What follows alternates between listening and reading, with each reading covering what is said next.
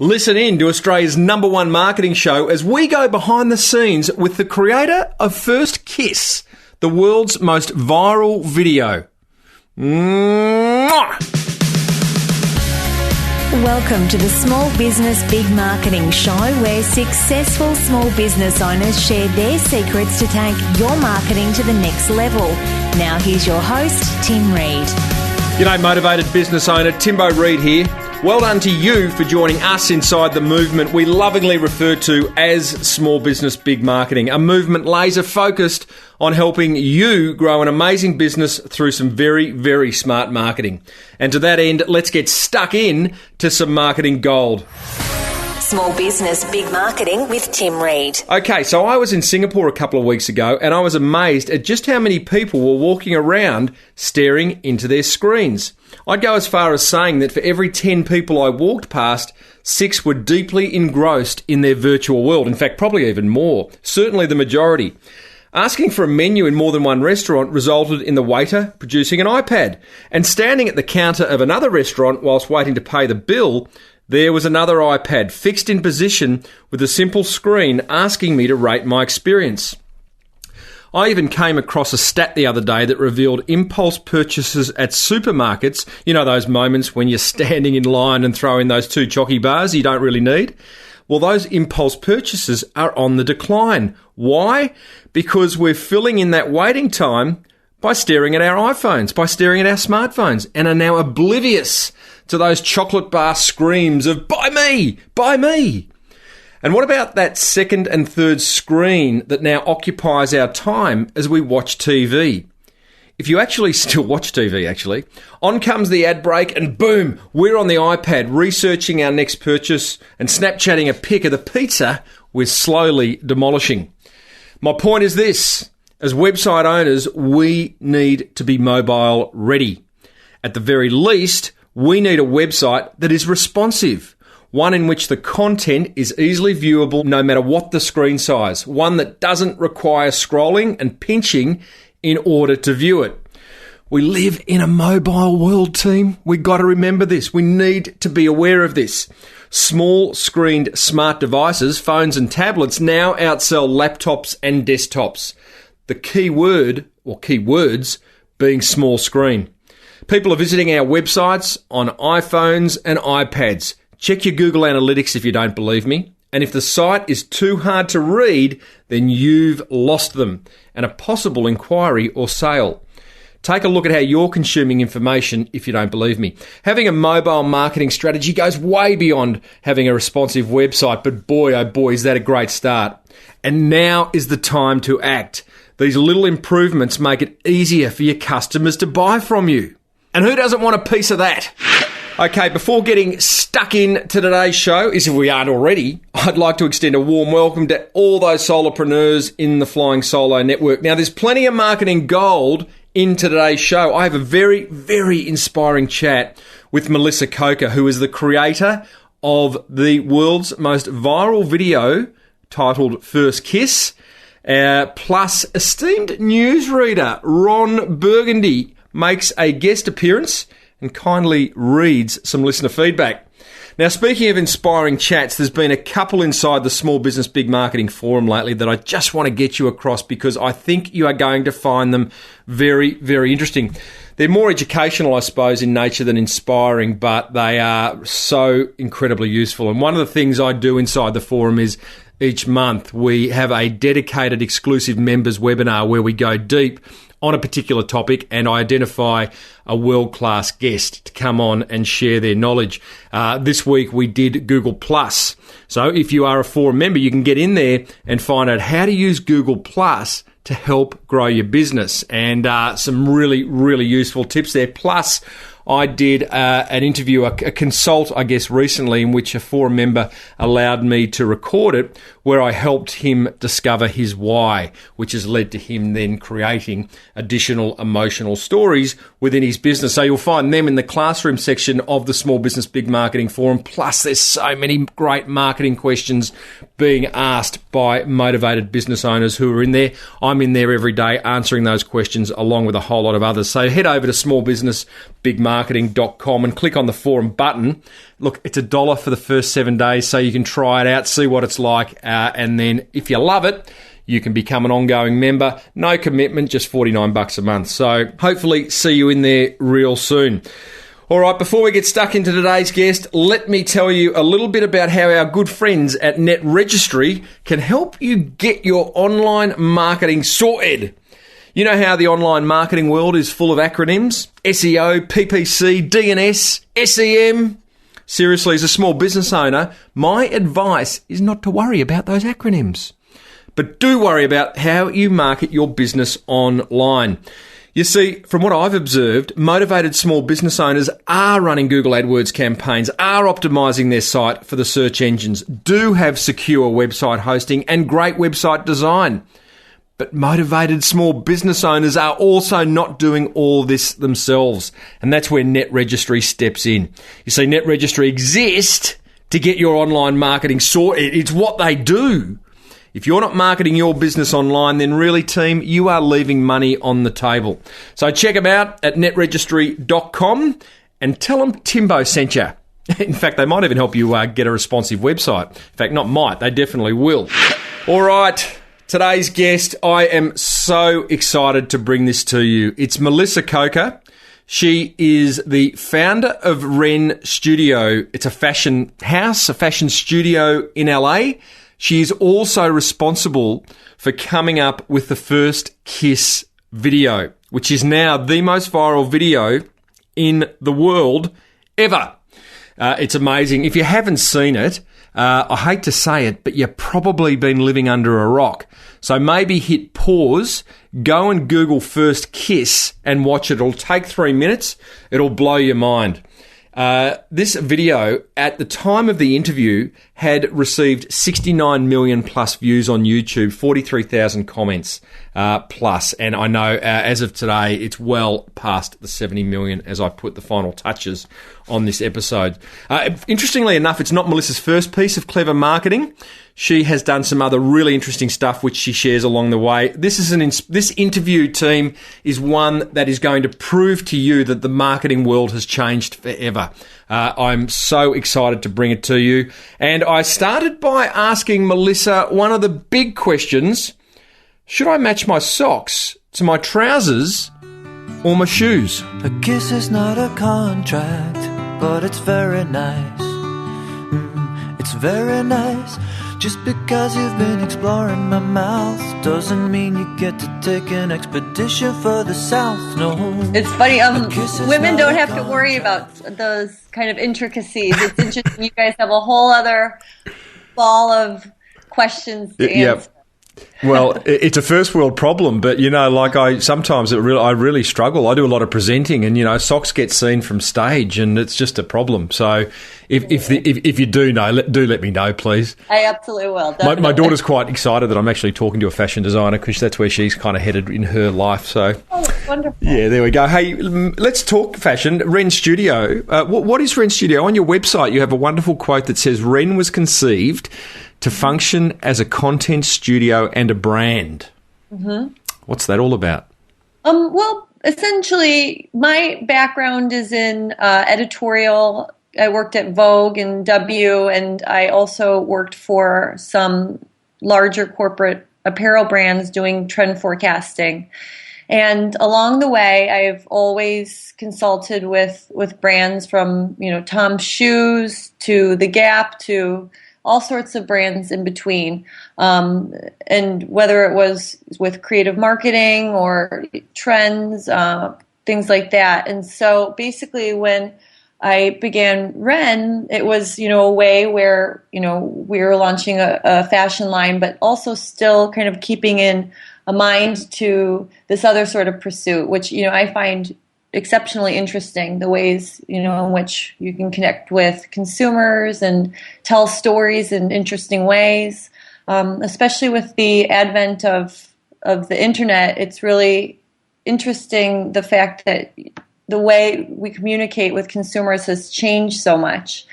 And I feel like there's more of a onus on creating interesting content than ever before. Wow, that is a very interesting point, because the internet, it sounds like old school to say the internet's a game changer. It's been around a while, but things seem to be kind of getting a bit quicker. Things are opening up to small businesses that just weren't accessible before. The ability to create simple video, the ability to podcast like we are. And, one of the things you mentioned, the ideas are so powerful, aren't they? And First Kiss has proved that.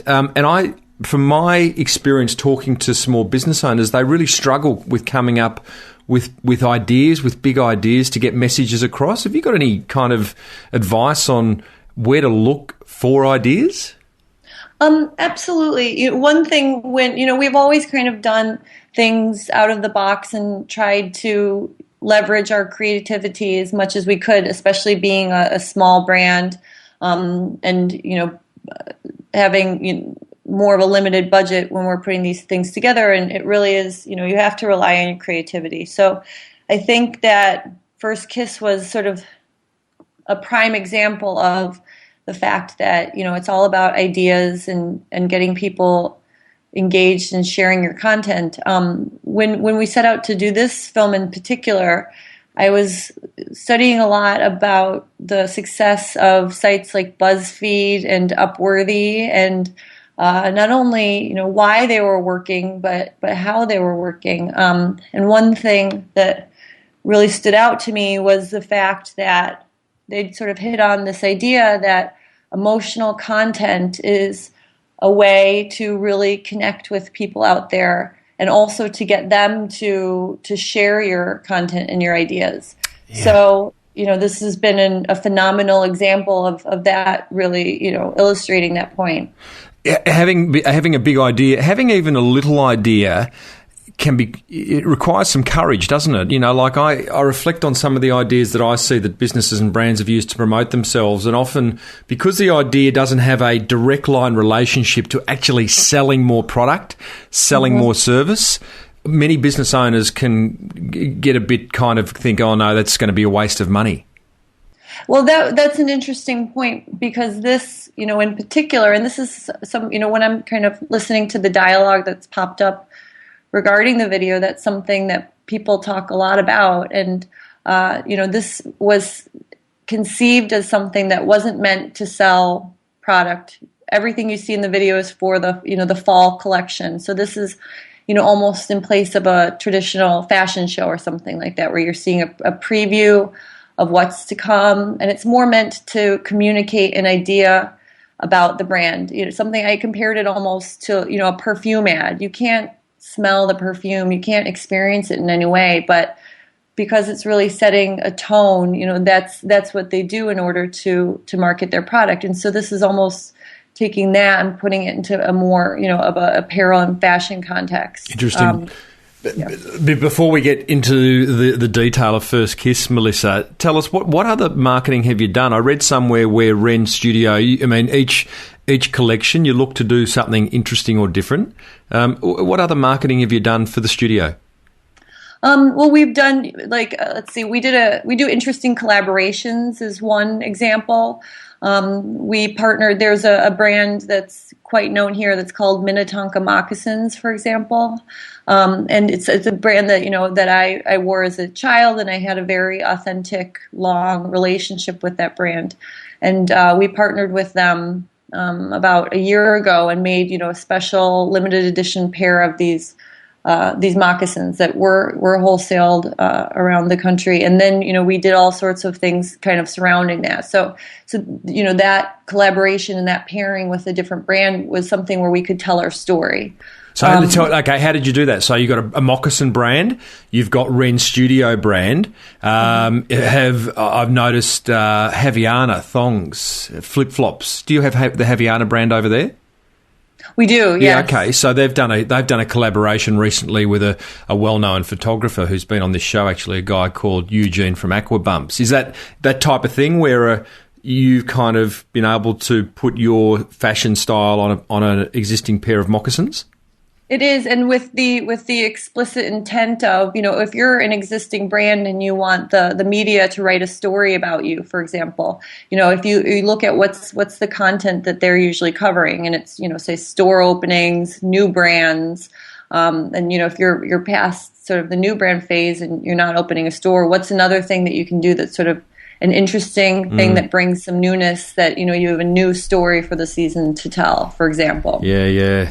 So that how did that show itself, that whole collaboration, or it's effectively a joint venture with the Moccasin brand? You had your own style there. Was there a little tag on there that told a story, or? Yes. So there was, special marketing materials that went into the boxes. It was like a fold out explaining kind of who I was, what my relationship was to Minnetonka. We commissioned, a style blogger to do these special illustrations for them. And so, while this is accomplishing the objective of, getting more editorials about Wren, it's also, then getting this information into all sorts of new consumers' hands, because, they have a very, very, very wide distribution network. It's, in all sorts of stores, more so than Wren is. And so, all of a sudden, anyone who's coming into contact with this product or buying this product has this, special handout, beautifully put together informational packet about, who Wren is. And we're kind of connecting with consumers in a new way there. Yeah, I love it. What else have you done? What else has Wren done? Well, recently also, we did a collaboration with a stylist, and she's kind of a celebrity stylist here. And one of her clients was Kirsten Dunst, the actress. Mm-hmm. So we asked Kirsten if she would be interested, in kind of doing some very fun images for the collaboration. And she said, sure. So we, sent her a box of clothes and a Polaroid camera.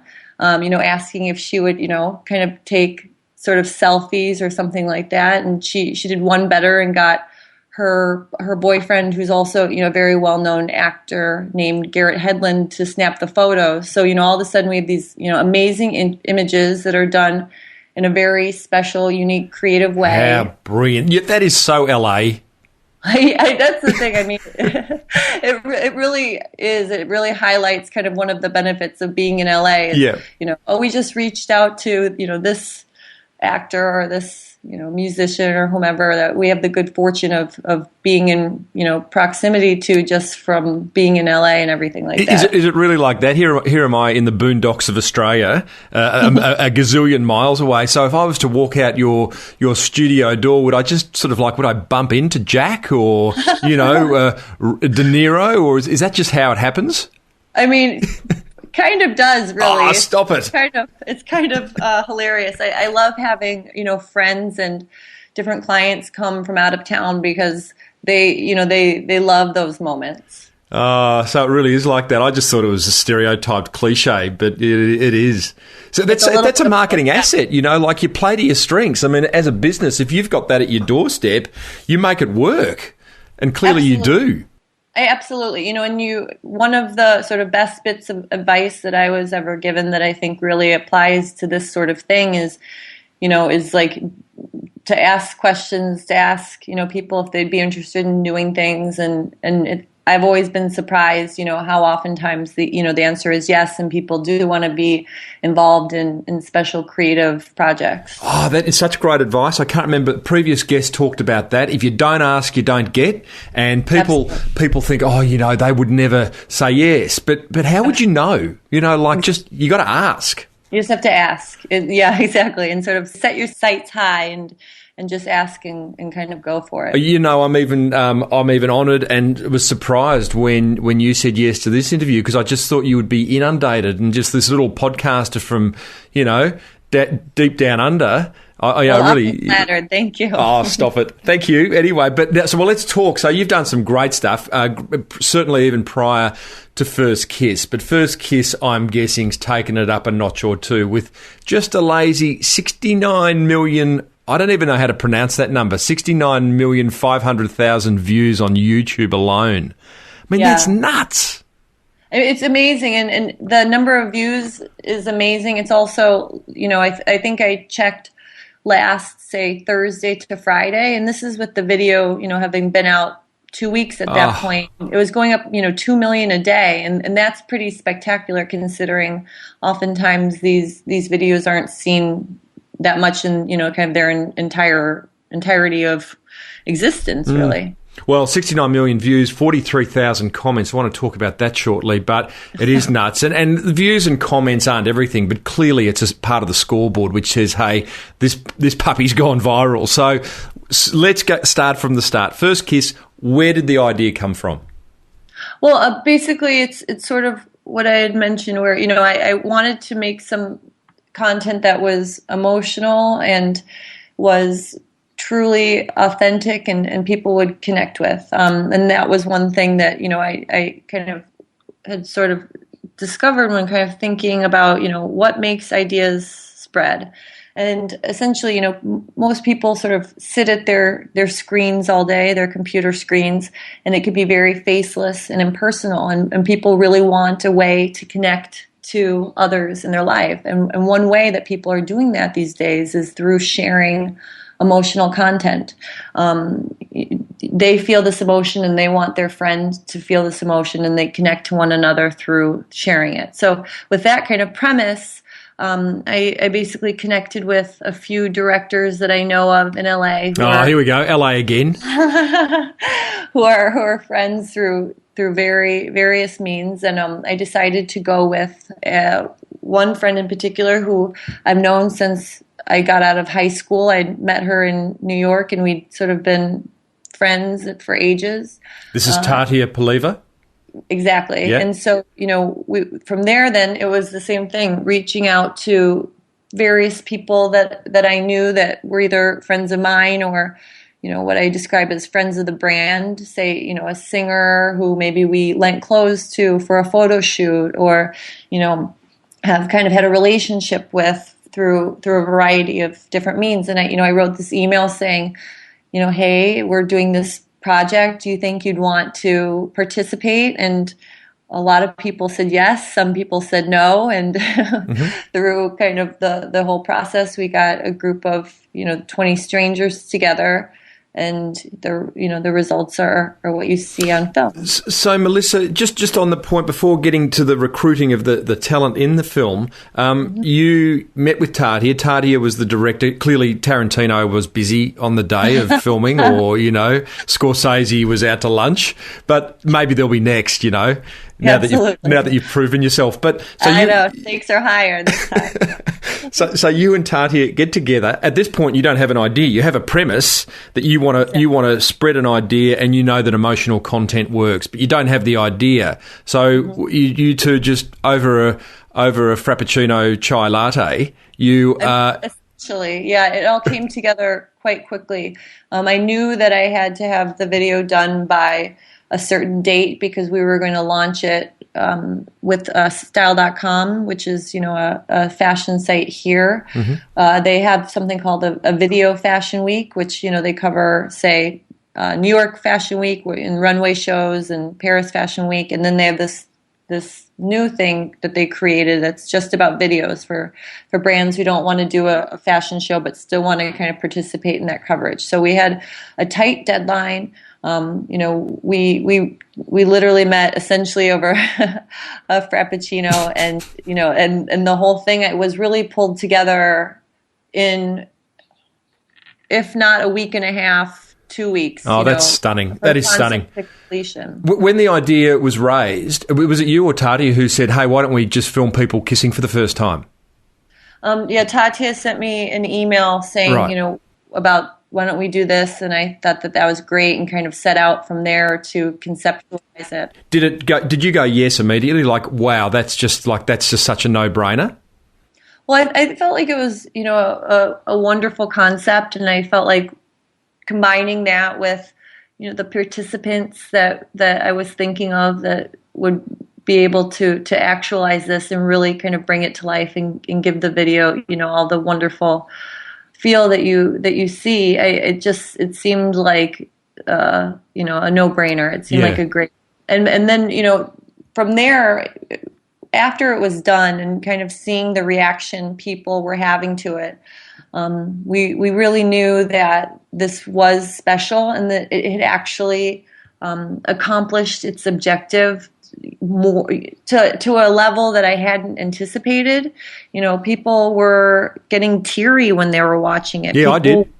Yeah, I mean, there's certain points in the video that when I was, reciting something or sharing something that one of the participants had said, even though I shared that line many times, I would still get goosebumps, and it was just really touching. And I think people really related to it. They related to maybe a first kiss they had with someone, or, all those feelings that you have when you're connecting with someone.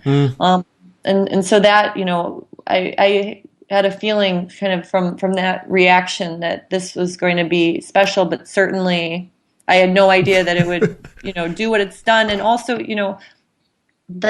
all the debate that it's raised, about the state of marketing, about the state of advertising, about the state of, the internet, essentially, kind of when I touched on in the beginning of our conversation about how, the internet's really changed things. And, we acknowledge that it sounds so silly. It's been around for so long, but I've been so surprised with kind of the conversation that's popped up around this video to sort of get the impression that so many marketers or so many, big box brands don't really get that. They don't really see that things are different, and you need to be different in order to connect to consumers, especially, the sort of savvy kind of people out there who I think are typically harder to reach. That is music to mine and many of the motivated business owners listening to this, Melissa, because, Jeff Bezos of Amazon talks about Amazon being at day one.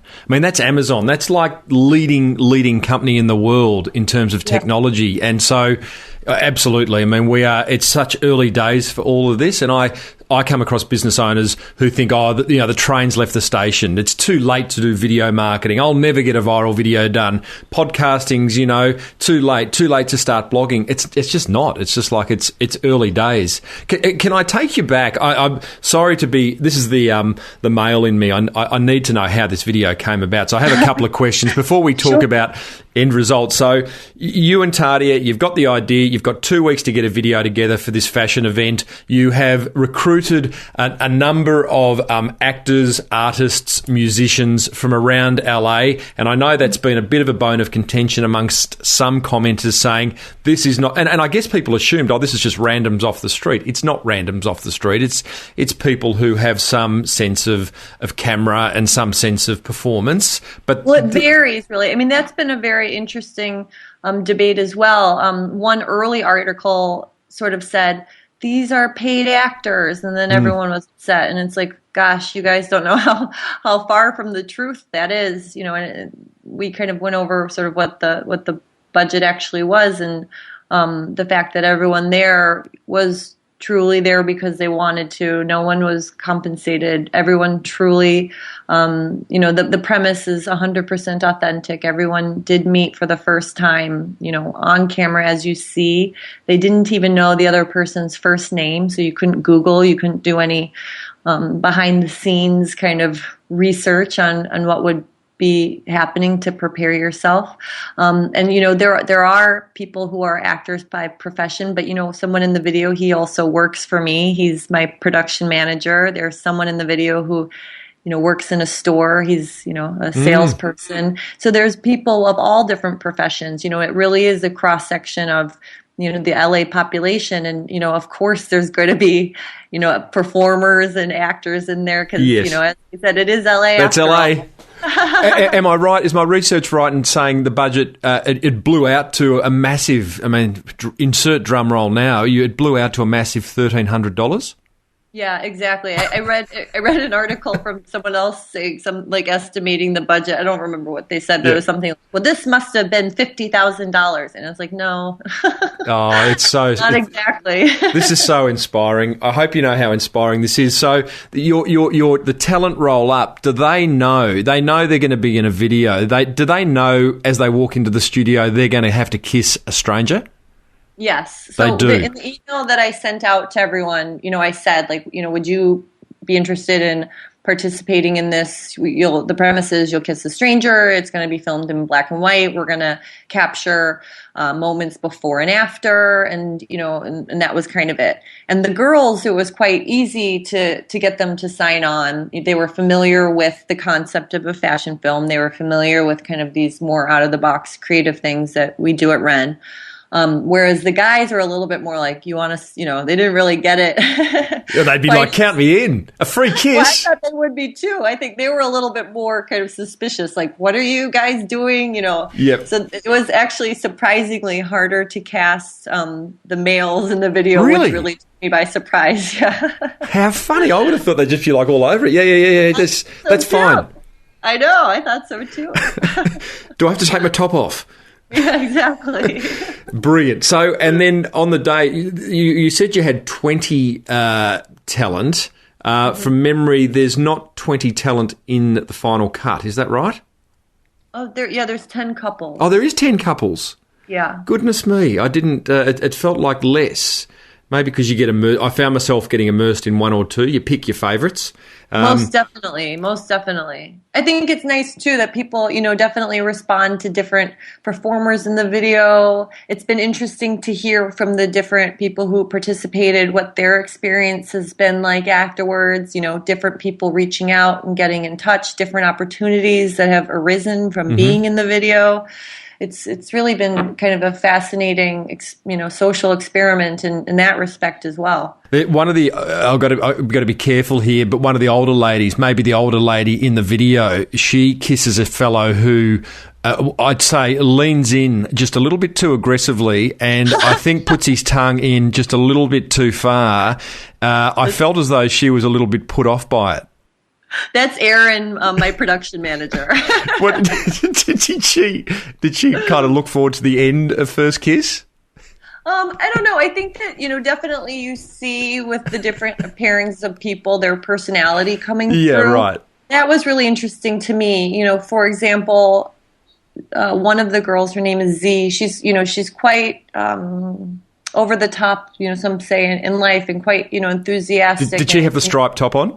She did, exactly. Oh, she wanted to take that off. She wanted to get naked.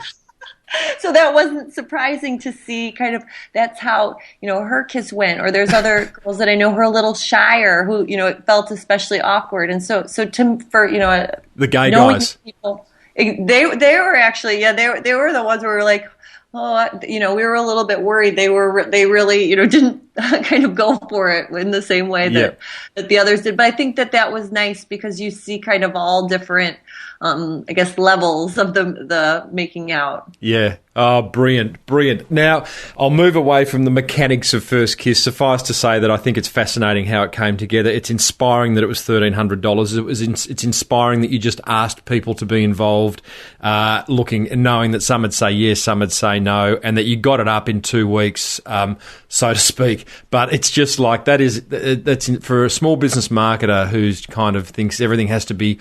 Well, literally, this is Hollywood production. It's funny, I say to my listeners and when I present, you're not, in regards to video marketing, you don't have to make it a Hollywood production, but this almost literally is, isn't it? By default. By default. It's interesting, kind of in the planning phases of what we were going to do, one thing we explored was even filming a video using an iPhone. This obviously went a very different route, but I came to find out there's, for example, an Oscar-nominated documentary called Searching for Sugarman, and I found out that they ran out of money, and there were scenes in this documentary, which, obviously was very successful, that were filmed on an iPhone. And then, I found out that Soko, who's one of the performers in the video, she's filmed videos on an iPhone using, different apps. And I thought that was really inspiring as well, that there are ways around, investing tons and tons of resources that you can still do things that, look beautiful, feel beautiful, and really get your message out there. First Kiss wasn't shot on an iPhone? No, not at all. Okay. No, okay. Let's talk about then commercial outcomes. I mean, sort of part of me, you were creating art. I mean, again, one of the things I say to small businesses, you're not in the business of creating art. There's got to be some commercial reality. Now, Wren Studio has branding at the very front, and a tiny little credit at the back. And the actors are wearing Wren clothes, but I mean, for all intents and purposes, we don't know that. So, what's been the commercial outcome? Have you completely sold out of your fall collection? Have you signed an amazing deal going forward? What's been the big commercial outcome of First Kiss, Melissa? Well, I would say that the biggest and most immediate outcome was directing more people to our, not only our website, but our online store. Traffic was up significantly. Yeah. That's an understatement, obviously. And the exciting thing was 96% of visitors had never been to the site before. We continue to see a huge spike in online sales, which has also been, beyond our wildest dreams and absolutely wonderful. And it's, it obviously also gotten the word out more about, what we do as a brand, which, you touched on in the opening of the show, which, we're conceived to function as a content studio as well as a brand. So, there's a lot of excitement surrounding that. One interesting thing in this experiment, this was, putting the video on YouTube and sharing it that way was something that we tried that was new, where typically, the videos are, as I mentioned on style.com, are more of in a fashion context. So, there might be a write-up that surrounds the video that kind of, reviews the collection or explains what it is. And this reached people that were beyond our intention, beyond that style and fashion sort of space. And so I think part of sort of that question really touches on the fact that, we were reaching people that we didn't intend to and hadn't anticipated, which has been phenomenal and fantastic, but also kind of makes our connection in terms of, what you were noting with saying briefly in the beginning and the end, cloudier in people's minds, where typically or in the past it's a little bit clearer because of the context in which you're seeing the video. There's a lot of wastage. I mean, often when a brand runs a commercial on TV, it's seen by 10% of people who are going to ever buy from that brand, and then 90% of people who are never going to buy from that brand. You'd be the same in a sense. Absolutely. Most definitely. And that's the thing. We're most definitely reaching a lot of people, that would never be our customers. Men, for example, and blokes who can't match their socks with their shoes. But also too, because this video has created such a huge dialogue in the business marketing and advertising community, and we're having so many people finding out about the brand in the video because of that dialogue. Many of the people who are interested in the video, it's because of, what the questions and the ideas that this raises about the state of our industry versus, these are our typical consumers. So while, it's definitely, you're having that drop off in terms of who would actually be able to buy clothes or our target consumers, we're also, just raising brand awareness or, across the board, and which has been, a very interesting and unintended part of the whole experiment. Has it? Well, clearly, I was going to say, has it caught you unawares? Clearly, it has. In a sense, too, that. Maybe you found yourself not with enough stock. I look at your website, and I say this with all respect because First Kiss is brilliant, but your website as an e-commerce platform could be stronger. And has it put pressure on you to then go, well, next time, if we can ever do that again, do we need to be set up better to make it easier for people to buy from us? I'm no style guru, but I found it a little bit difficult to kind of find my way around your website. Is that a surprise to you or not? Well, definitely with hindsight being 2020, had I known that we would have, 69 million potential ways to connect to consumers, there's, dozens and dozens of things that I would change in terms of being able to capitalize on right. the success of the video. In terms of what sort of and while it was a surprise that it was that popular, we definitely set out to make something that people would share. It just, we didn't ever anticipate having, what's called the most viral video of all time. There's no way anyone could plan for or anticipate. Is that a fact? Is it? It is the most viral video of all time.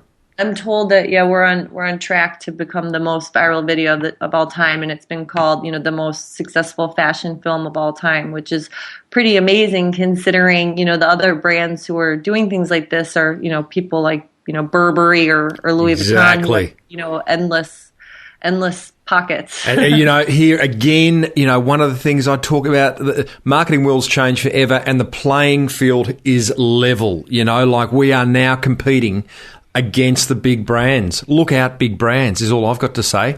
One last question, Melissa, and thank you so much for sharing us all these insights into First Kiss and into Wren. I think it's a really interesting business. What's the craziest, most surprising thing that's happened in the last few weeks since First Kiss has gone viral? Well, the one thing that, I have two things. I'll share two stories. One thing that I was especially, just so happy to hear is Soko, who's one of the performers, and also she, generously shared her song that is the soundtrack to the video. She has debuted on the, Billboard Hot 100, which is the, wow, the rating for the very first time in her entire career. She's, charting. She's debuting in the top 10, which is, a phenomenal thing. To happen, and that just fills my heart so very much that that her generosity in participating in this kind of unexpected outcome has come. And then my most interesting story is that the person that I actually had my very first kiss with sort of came out of the woodwork and emailed me. So I thought that was a kind of beautiful, interesting, funny full circle. Oh, beautiful. And what have you done with that? Are you heading out for a Frappuccino? Or? I don't know about that. Hey, Melissa Coker from Wren Studio and the person responsible for First Kiss. I'm in awe. I'm in absolute awe. I'm so honoured that you've chosen to share the story on Small Business, Big Marketing. I look forward to seeing what you do next. I'm not going to say I can't wait because there must be massive pressure on you and the world will be watching.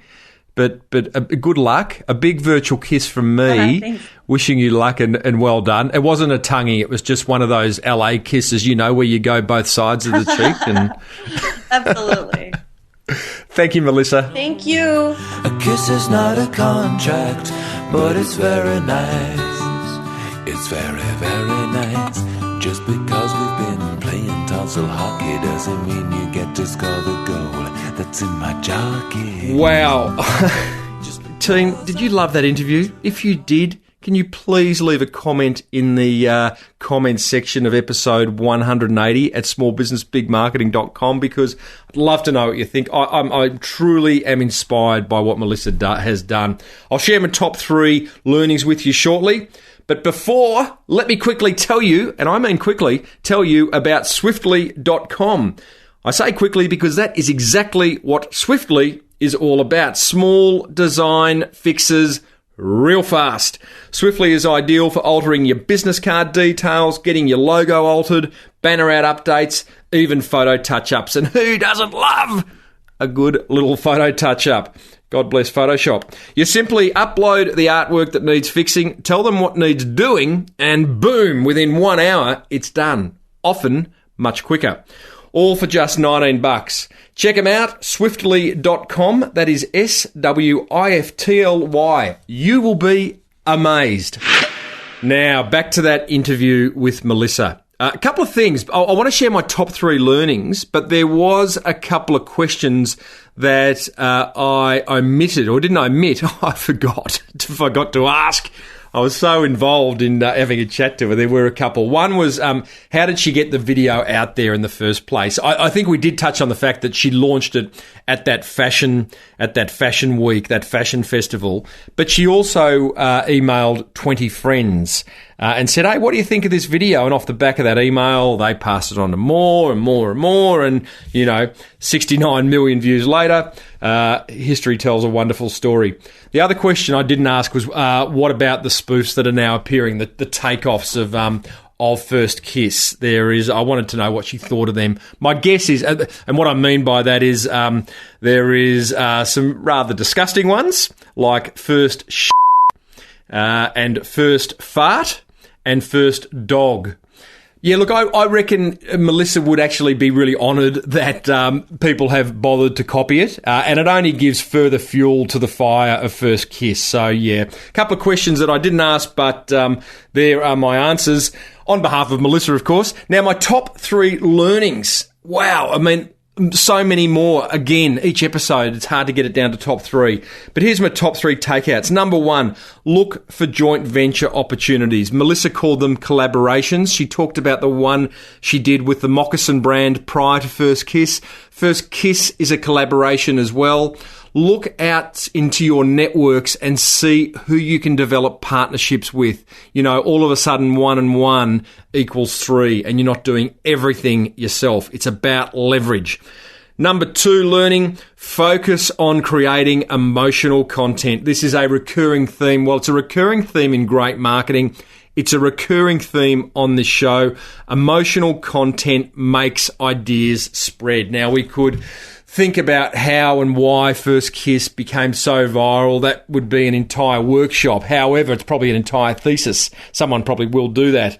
Suffice to say that emotional content does spread ideas. So think about the wording on your website, in your brochures. Tell stories instead of pushing the features of your product or your service.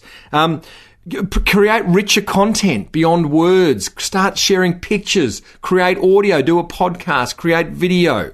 Write a book. Create emotional content. And get clear on your editorial mission. A lot of discussion about all that stuff inside the Small Business Big Marketing Forum.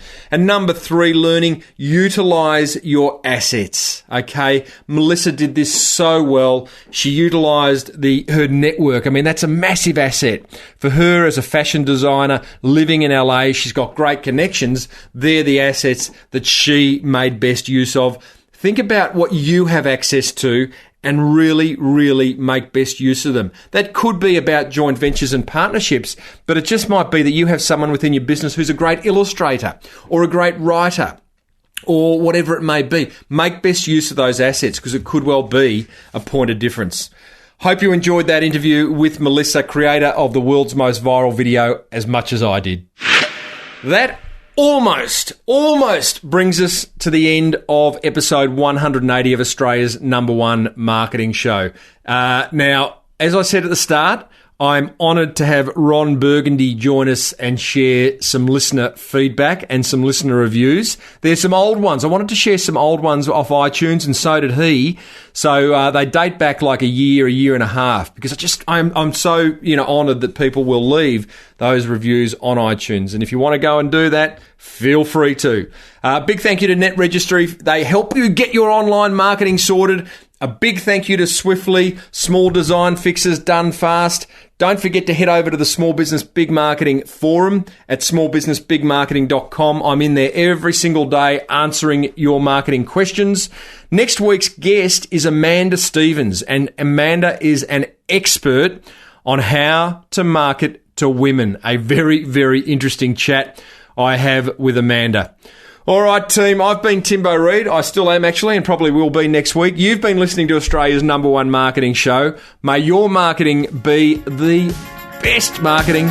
Bye for now. You've been listening to the Small Business Big Marketing Show with Tim Reid. Want more marketing goodness? Then visit smallbusinessbigmarketing.com. Ron Burgundy here. Well done, Timbo, on another great show. Myself and others love the marketing gold you share each week. Here's what others have to say. This first one comes in from author me, in fact, and it's titled, Anybody in Business Needs to Listen to This. I first left a rave review on this podcast almost 2 years ago. Timbo, this is gold. And it just keeps getting better. 2012 in review reminded us of the gems you've shared throughout the year, and your sessions with AG have been platinum. Can't wait for the rest of 2013. Thanks, not so big guy. This second review comes in from V8M. It's titled, Stop, Go No Further. It is amazing to realize that SBBM is up to 110 plus episodes, as I started listening from episode 1. Over the years, I have tried other podcasts, including the best-known names and schools in the world. I gave up trying 90 episodes ago, and have now taken the leap of starting my own web/online marketing business, with 90% of my services having concepts, practices, and marketing gold from this podcast. In this first month, I have 4 major clients, and word is growing faster than I can count. And finally, folks, this guy keeps it nice and simple. It's titled Great Stuff from Zombie Apocalypse 2012. Hi, Tim. Just wanted to let you know the show has revolutionized my way of thinking about approach to business. I am currently working my way through listening to the entire back catalog of shows and gathering heaps of new ideas and inspiration for new business ideas. I have also bought and downloaded the Marketing Masterclass, which was pure gold. Highly recommended. Regards, Peter O'Leary. Smallbusinessbigmarketing.com